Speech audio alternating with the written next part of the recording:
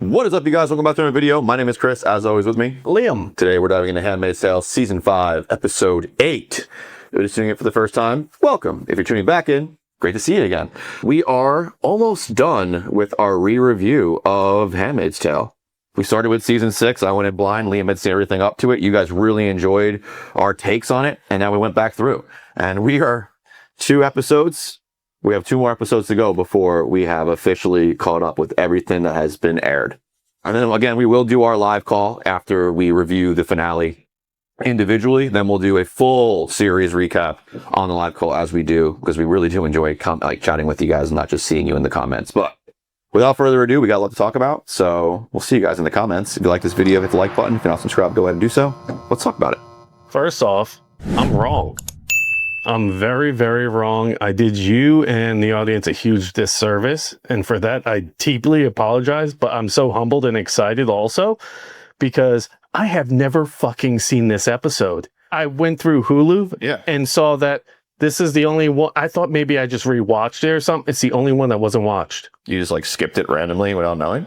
Possibly. I have no idea. Something could have been busy. I went to start it and just never watched it. I have never seen this. I had never known that Lawrence was the whole architect literally of everything. The way that he laid it out, like how he used the religious nut jobs to go ahead and like advance his plans. I had no idea. I thought they had used it on him. So this was all new to me. Interesting. Yeah. What do you mean by manipulating the religious zealots? That's what he had said when he was having the conversation. Which, like, so I'm missing the context. That's why I'm asking. Like, can you walk me through the scene again? Like Serena? Yeah.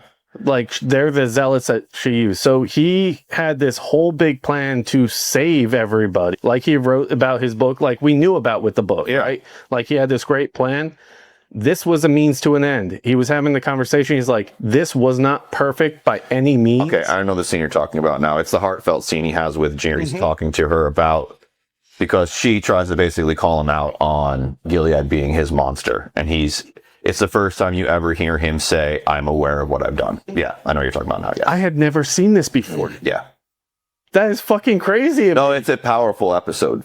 That scene is powerful because I love Lawrence as a character, right? Like the layers on him are great.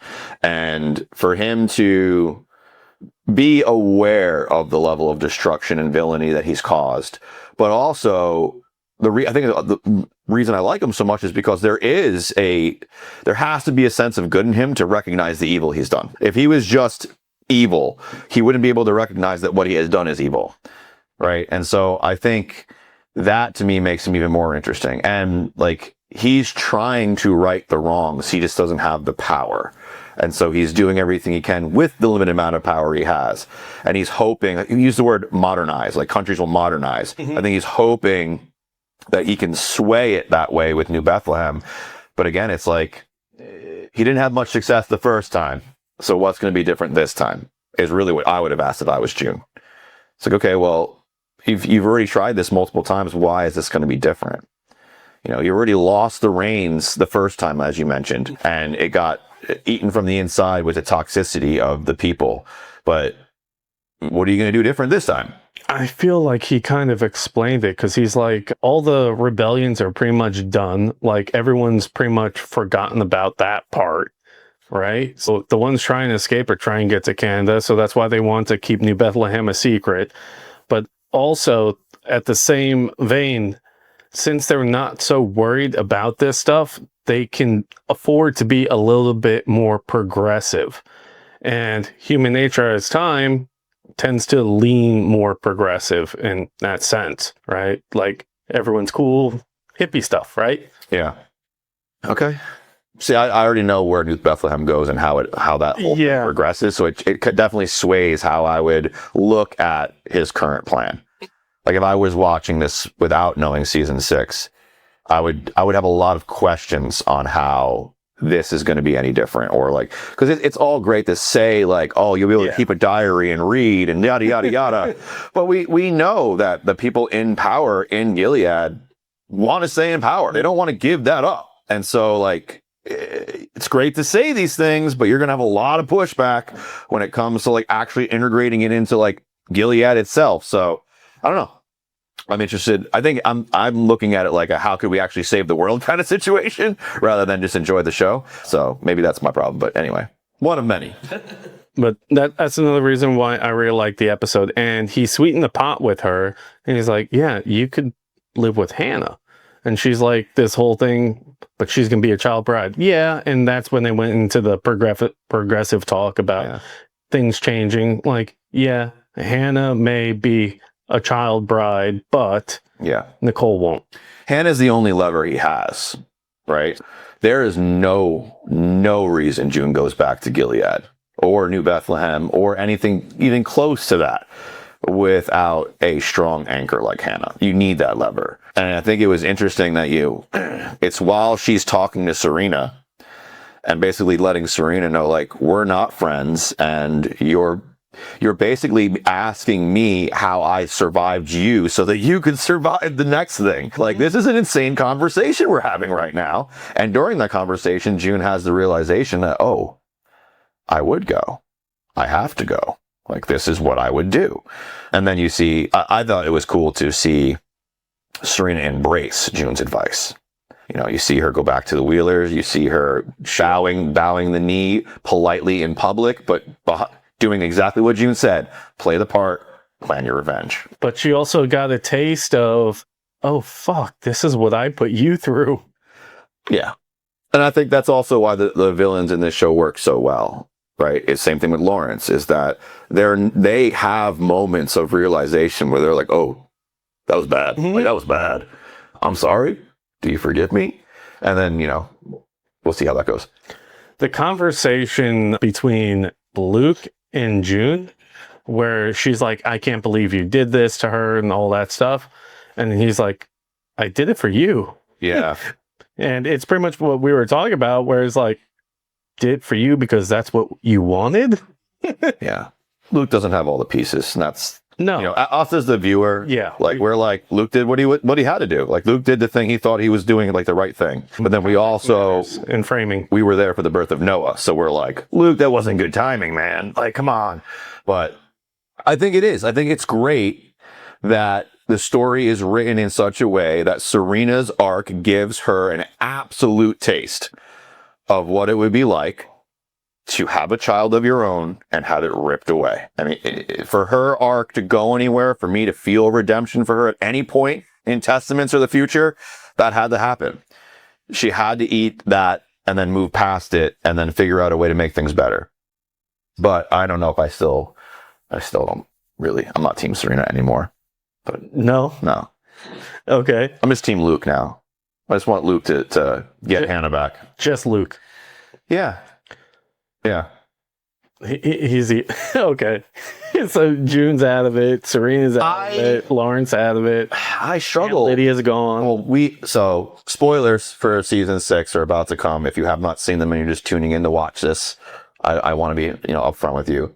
We already know that Nick and Lawrence die, right? We know Serena gets left all by herself. And June and Luke are the last ones to really talk. And then they're talking about how they're going to go their separate ways and find their separate ways to go get Hannah, right? And so we already followed June for 6 seasons through her attempts to get Hannah. I would really like to see Luke's attempts for a minute. That would be really interesting. That's where I'm at, right? Okay. I've already watched June do this a bunch of times. Let's see what Luke can do. Poor guy's been, and in this episode especially, she made him freaking eat it. Which was, there were multiple times during this episode, I laughed out loud and then yelled at the TV. And this was when I yelled at the TV. Because I was like, you can't say that to him. I'm like, this poor guy. Where she's like, what, do what you did and do nothing for 7 years? Oh, yeah. I was like, dude, you can't say that to him. The poor dude tried everything he knew how. He was an architect, not a soldier. Like, I'm armchairing again, but like, that's the thing. Like, she immediately felt bad for saying it. It was a very mean and spiteful thing to say. But at the same time, like, he had to eat that. He had to sit there and like take that and then be like, it's fine. He has been a punching bag on numerous occasions. Yeah. It's talk about unconditional love and understanding and patience, because I don't know most people that would be able to love someone so deeply and so unconditionally that they're willing to be there like that. The dude's been abused physically and verbally. It's rough, man. That's rough. Most people would walk away from that. Well, it also helps when you have the ability to understand that it could be just their trauma that's doing this or causing this. Yeah. So that makes things easier that he is so self-aware of emotion on that level, because he's very thoughtful throughout the whole entire series. And all these little key moments with Moira and with June, where he'll just be like, obviously he's going to turn around and turn to a joke afterwards to lighten the mood, but he's still extremely thoughtful and caring about how he approaches subjects with them. Yeah. And their traumas. I think I'm very sensitive to it, being a veteran, right? And having served and gone overseas and done all the things that come with that. You know, I've also been like June, where the people closest to me are the people who get the most from me, unfortunately, in a negative fashion. And, you know, it took me years and years and years to get back to a kind of a neutral, right? So I think that to me is why I feel for Luke, because like I've put my own family through that. And so I'm like, man, like, stop doing that to him. Yeah. Oh, Tuello. That shit was wild. Like, he shows up at the house first, right? He's talking to Luke. Yeah, I heard about the message. And June walks in the middle of their conversation, right in the middle of Luke saying, yeah, I don't know anyone crazy enough to want to actually go back there or even consider it. Tuello's like, yeah, I know, right? And then June walks in, knowing damn well, talking about her. Yeah. Tuello's doing his tour to try to persuade, lobby, if you will, for the term, for people to stay. But the way Lawrence is positioning this, I have a feeling he will get quite a few people to go. The way I understand it, and help me if I'm wrong, New Bethlehem is an island off of Massachusetts. No, because they referred to it as an island when they were talking. Yes. But was that like more of like a metaphor? I think it's more of a metaphor because it's just a piece of land that has completely different government, as he mentioned. He's like two political or two government bodies or something like systems in place in the same country. And it's just a small little piece of land in the heart of Gilead. Okay.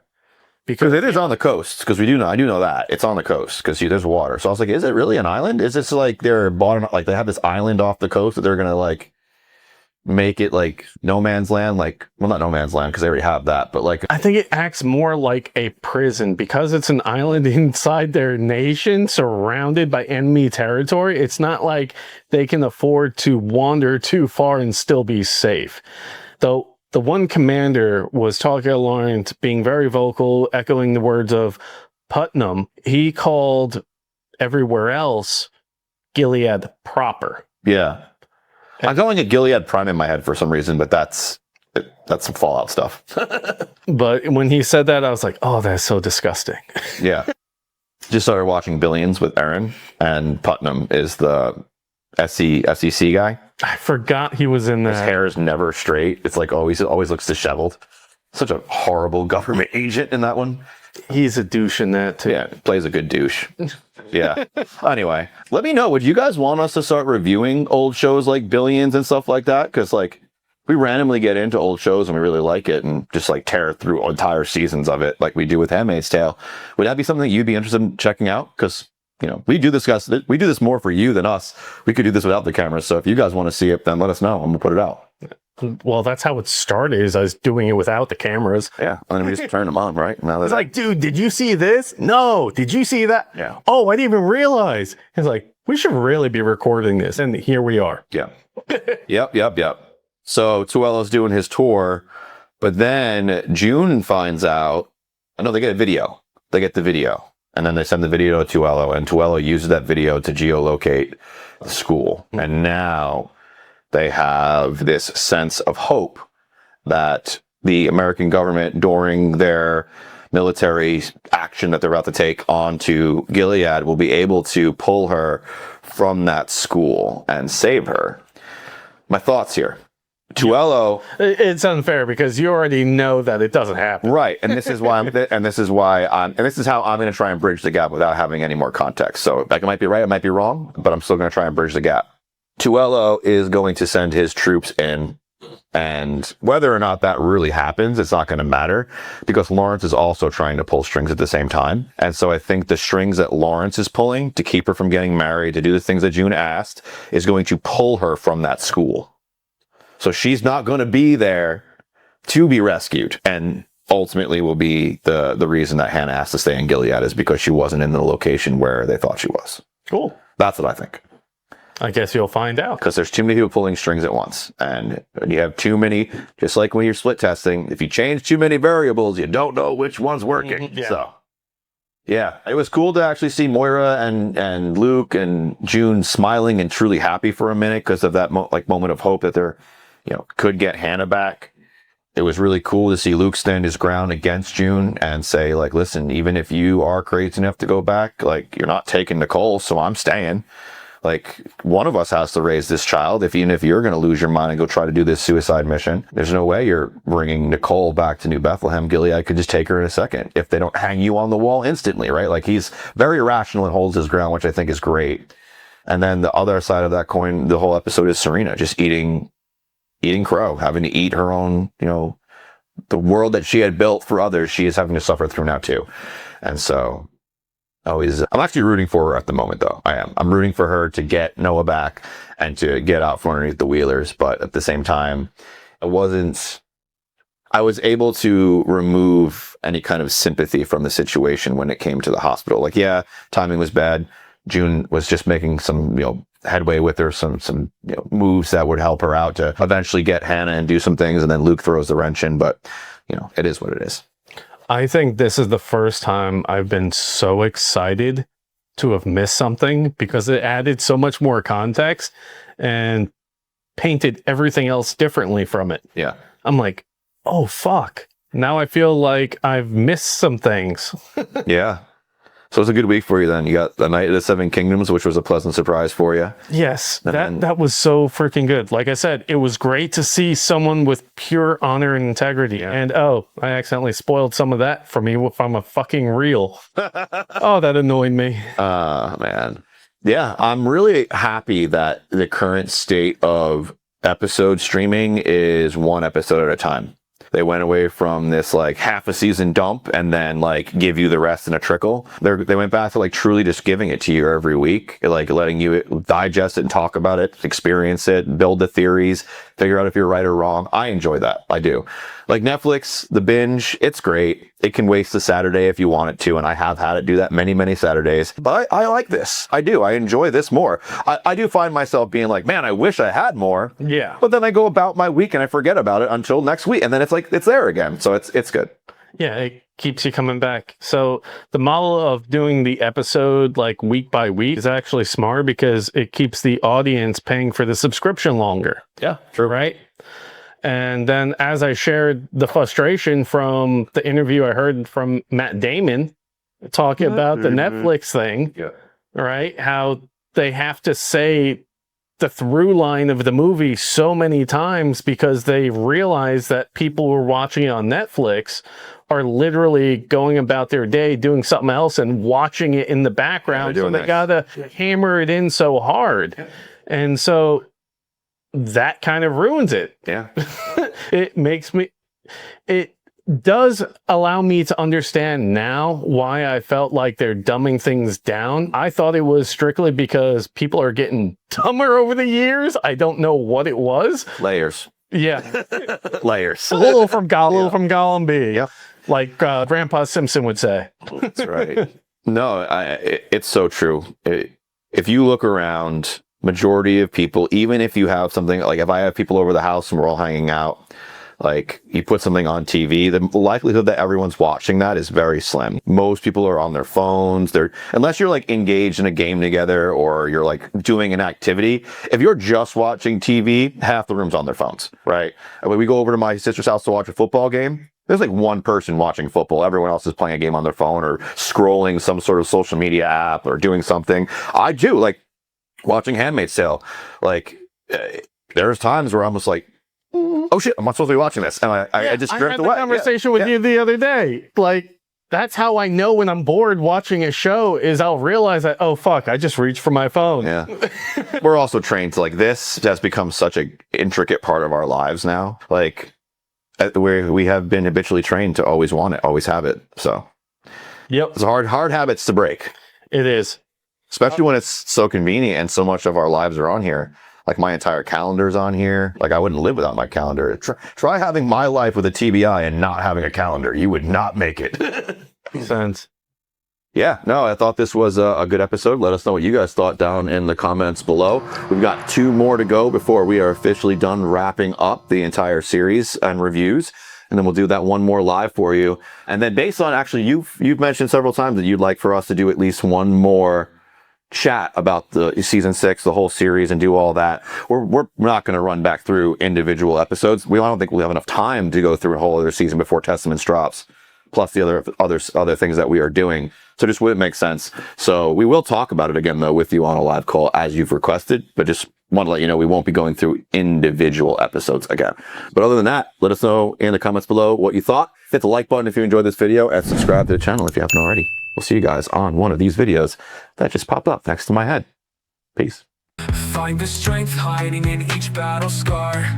You're not who you were, you've already come far.